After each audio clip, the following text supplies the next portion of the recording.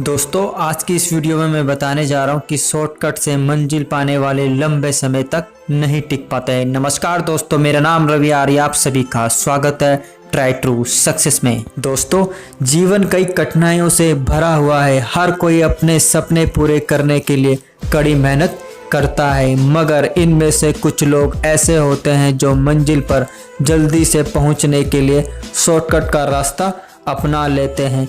हो सकता है ऐसे लोगों को कामयाबी जल्दी मिल जाए, मगर यह ज़्यादा देर तक नहीं टिक सकती है। कुछ लोग ऐसे भी होते हैं जो सपनों को पूरा करने के लिए अपने वसूलों पर भरोसा करते हैं और आगे बढ़ते हैं। ऐसे लोगों को सफलता के लिए इंतज़ार तो करना पड़ता है, मगर यह मजबूत होता है और छोटी मोटी परेशानियों से डरकर अपना रास्ता नहीं बदलते हैं। ऐसे ही कुछ आज की कहानी में मैं आपके साथ शेयर करने जा रहा हूँ। एक बार अमोद, अधीर और अभय नाम के 3 मित्र गुरु की तलाश में निकल पड़े। बहुत खोजने के बाद तीनों एक गुरु के पास पहुँचे। तीनों ने गुरु से निवेदन किया कि उन्हें शिष्य रूप में स्वीकार किया जाए, मगर गुरु का नियम था कि वो केवल योग्य शिष्य को ही दीक्षा देते हैं। इसीलिए गुरु ने कहा, जाओ जंगल से लकड़ी ले आओ, किंतु ध्यान रहे लकड़ियां सूखी ही होनी चाहिए। गुरु की बात सुनकर तीनों मित्र जंगल की ओर निकल पड़े। उन्होंने आधा जंगल पार कर लिया था, मगर अब तक उन्हें सूखी लकड़ियां कहीं नहीं मिली थी। हताशा और निराशा होकर वो एक पेड़ की छांव में आराम करने लगे। तभी सामने से एक व्यक्ति लकड़ी का गट्ठा लेकर आता हुआ दिखाई दिया। अभय ने जैसे ही उस लकड़ी वाले को देखा, अमोद और अधीर को बताया। तीनों मित्र ने उससे पूछा, भाई ऐसी सूखी लकड़ियां कहाँ से लेकर आ रहे हो, हमें भी बता दो। वो अनजान व्यक्ति बोला, इस जंगल में सूखी लकड़ियां खोजना आटे में नमक खोजना जैसा है। अगर आप लोगों को सूखी लकड़ियां ही चाहिए तो यहाँ से 4 योजन की दूरी पर कांटक नाम का एक पहाड़ी है, उस पर आपको ढेर सारी लकड़ियां मिल जाएगी। इतना कहकर वो व्यक्ति वहाँ से चला गया। तीनों मित्र ने आपस में सलाह की। अमोद बोला, इतनी दूर उस पहाड़ी पर जाकर लकड़ियां लेने से तो बेहतर है कि इसी जंगल की लकड़ियां सुखा ली जाए। इतने में अभय बोला, यहाँ से राजा ने इस जंगल से लकड़ियां काटने पर पाबंदी लगा रखी है। यदि हमने ऐसा किया तो यहाँ का राजा क्रोध होगा। यह सुनकर अमोद बोला, इस बात की किसी को कानों कान खबर तक नहीं होगी। अमोद की बात सुनकर उसके दोनों दोस्त अमोद को वहीं छोड़कर आगे चले गए। चलते चलते वो दोनों काफ़ी दूर आ गए और फिर से थककर एक पेड़ के नीचे आराम करने लगे। इतने में उन्हें एक और लकड़ी वाला लकड़ियों का गट्ठा लेकर आते हुए दिखाई दिया। अधीर ने सोचा, क्यों ना इस लकड़ी वालों से लकड़ी मांग ली जाए। यही सोचकर उसे लकड़ी वालों से कहा, श्रीमान क्या आप हमें थोड़ी लकड़ी दे सकते हैं? लकड़ी वाले ने बोला, क्यों नहीं, बाजार लेकर मैं बेचने ही तो जा रहा हूँ, क्यों ना आपको ही यहीं दे दूँ। बोलिए कितनी लकड़ी चाहिए? लेकिन उन दोनों मित्र के पास लकड़ी वालों को देने के लिए कुछ भी नहीं था।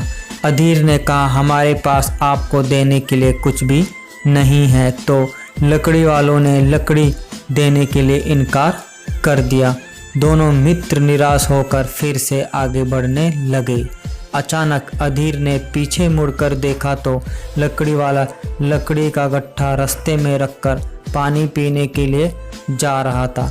उसके मन में लालच आ गया। उसने अभय से कहा, देखो अगर हम लकड़ी वालों की लकड़ियाँ चुरा लेते हैं तो हमारा काम हो जाएगा। लेकिन अभय को यह मंजूर नहीं था और उसने इनकार कर दिया। अधीर ने उसकी बात को अनसुनी कर दिया और लकड़ी वालों की लकड़ी लेकर जंगल में भाग गया।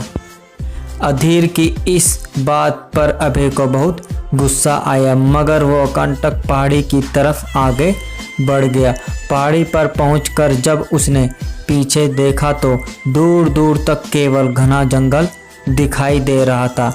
अभय ने झट से सूखी लकड़ियां इकट्ठी की और एक गट्ठा बना लिया। उसे अंधेरे होने से पहले पहले जंगल से निकलना था, क्योंकि रात में जंगल में जंगली जानवर का डर रहता है। रात होते होते वो आश्रम पहुंच गया। वहां अमोद अधीर दोनों आश्रम के बाहर उसकी प्रतीक्षा कर रहे थे। उन्होंने अभय को बताया कि गुरुजी ने उसके इंतजार में उन दोनों को भी अंदर आने नहीं दिया है। अभय को साथ लेकर अमोद और अधीर आश्रम में आ गए। रात काफ़ी हो चुकी थी। आचार्य ने तीनों को लकड़ियां रखकर सो जाने को कहा। तीनों मित्र अपनी अपनी लकड़ियां अपने पास रखकर सो गए। जब सुबह उठे तो उनके पास से लकड़ियां गायब थी। तीनों को इस बारे में कुछ नहीं पता था। तीनों आचार्य के पास गए। उन्होंने देखा लकड़ियां का एक बड़ा ढेर आचार्य के सामने पड़ा था। आचार्य ने कहा, तुम लोग इसमें से अपनी सूखी लकड़ियां निकाल लो। तो सबसे पहले अमोद गया। उसकी लकड़ियां हल्की गीली थी, क्योंकि वो जंगल से काट कर लाया था।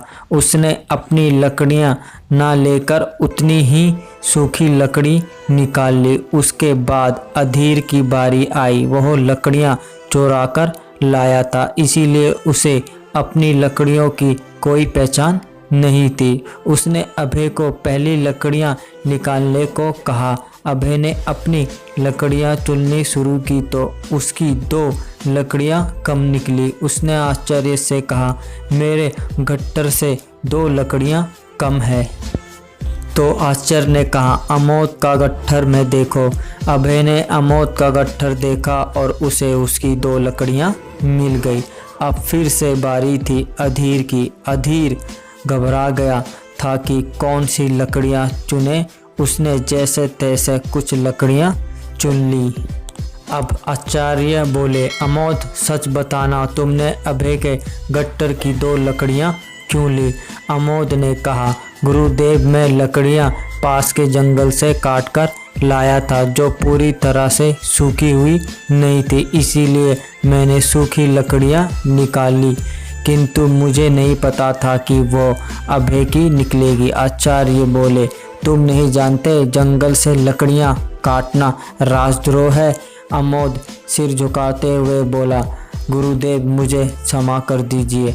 अब आचार्य अधीर से बोले, सच बताना अधीर, जो लकड़ियां तुमने चुनी हैं क्या वो तुम्हारी ही है? तो अधीर ने कहा, आचार्य, मुझे अपनी लकड़ियों की कोई पहचान नहीं है, क्योंकि मैं एक लकड़ी वालों की लकड़ी चोरी करके लाया हूँ। उन्होंने कहा कि मैं एक चोर को अपना शिष्य स्वीकार नहीं कर सकता हूँ।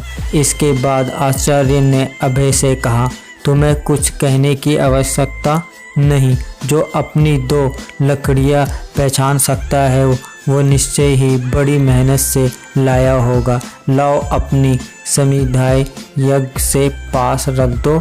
आज से तुम मेरे शिष्य हो। दोस्तों, इस कहानी से हमें यह सीख मिलती है कि जो लाइफ में शॉर्टकट अपनाते हैं उनकी लाइफ अक्सर शॉर्ट हो जाती है। इसीलिए शॉर्टकट से सावधान रहे और ईमानदारी पूर्वक जिए और जीने दे। जीवन में धैर्य रखे और ईश्वर में विश्वास रखे। ईमानदारी से किया गया कर्म कभी व्यर्थ नहीं होता। मेहनत से कभी घबराना नहीं चाहिए। सच्चाई और मेहनत से अपने रास्ते पर चलने वाले लोगों को थोड़ी परेशानी उठानी पड़ सकती है, मगर उन्हें अपने रास्ते से कोई हटा नहीं सकता।